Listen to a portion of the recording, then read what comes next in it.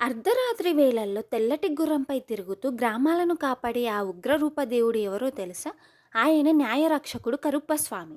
అయితే ఈ కరుప్పస్వామి ఎవరు? ఈయన్ని ఎందుకు గ్రామదేవుడిగా కొలుస్తారో ఈ వీడియోలో తెలుసుకుందాం. కరుప్పస్వామి పుట్టుకకు ప్రదేశానికి చారిత్రక ఆధారాలు ఏమీ లేవు.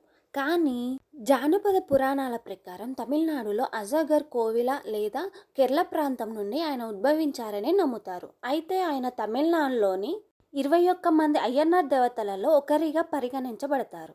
మరి కరూప అంటే ఏంటి? కరూప అంటే నలుపు అనే అర్థం. ఈయన ధర్మాన్ని కాపాడే, చెడుని శిక్షించే, భక్తులను రక్షించే దేవుడిగా ప్రసిద్ధి చెందాడు. మొదటగా కరూప స్వామిని రక్షక భటుడిగా చూస్తారు. పెద్ద మీసాలు, చేతిలో పెద్ద కత్తి, గద లేదా ఇనుప గొలుసులతో తెల్లటి గుర్రంపై స్వారీ చేస్తూ ఆయన దర్శనమిస్తారు. ఆయన పక్కన ఒక వేట కుక్క కూడా ఉంటుంది. అర్ధరాత్రి వేళ కరుప్పస్వామి తన తెల్ల గుర్రంపై గ్రామ సరిహద్దుల్లో ఇంకా అడవుల్లో తిరుగుతూ దుష్టశక్తులను, దొంగలను తరుముతాడని గ్రామస్తుల నమ్మకం. అందుకే కరుప్పస్వామిని గ్రామదేవతగా పూజలు అందుకుంటారు. ఈ స్వామి ఊరి చివర్లోనే ఉంటాడు, ఒక రక్షక భటుడిగా. కరుప్పస్వామిని ఒక న్యాయదేవతగా చూస్తారు. ఆయన ముందు అబద్ధం చెప్పిన వారిని శిక్షిస్తాడు అని, నిజం చెప్పిన వారిని స్వామి కాపాడుతాడని నమ్ముతారు. ఇంకా భక్తుల న్యాయమైన కోరికలను తీర్చేవాడని కూడా అంటారు.